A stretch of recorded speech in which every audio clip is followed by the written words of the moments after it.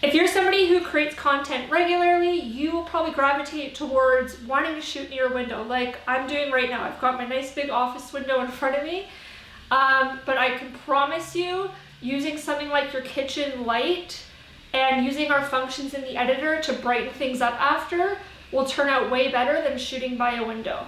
The main reason why you should avoid shooting with daylight is because it is not a controlled source. So what I mean by it's not controlled is it's constantly changing. So let's say you start a stop motion video and the sun is out and it's nice and bright, which is awesome. But then you're 5 minutes into animating your video and the sun goes behind the clouds. So it's gonna cast a darker exposure onto your stop motion. Then when you play it back at a high speed, it's gonna cause that flickering light look. So the goal with stop motion is to always have super consistent lighting that you can control. Okay, I'm going to show you an example of a setup that I have by the window so you can see how much the light shifts in such a short amount of time. So you can see the one with the studio light or a controlled light with like the blinds closed away from the window. It is nice and stable and smooth, so you don't have to stress as you're animating to make sure, oh my god, like the sun's coming out of the cloud, I gotta wrap this up.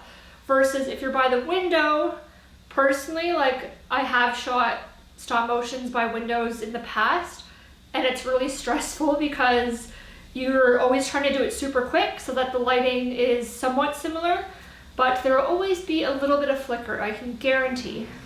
The only time I do recommend using daylight is when you're shooting hyperlapse videos. Those are typically outside. A hyperlapse video is when instead of the product moving and animating, it's you, the camera, that's moving. So your object can be still or it can also be moving and you're moving around it, and these are typically outside. Obviously you cannot control the source of the light for these videos, so you kind of just have to shoot them quick and hope for the best that there's consistent lighting. But if you are indoors and you're shooting it indoors, you should absolutely be using light that you can control. If you're going to go to the effort of animating a product to make this awesome video, why not make it super polished looking and just avoid daylight altogether. So head over to the next module and we'll show you how to use lamps around your house or how we light things at LifeLapse, using even like my kitchen lights, for example, and the gear that we've purchased off Amazon that we love using to create professional looking videos.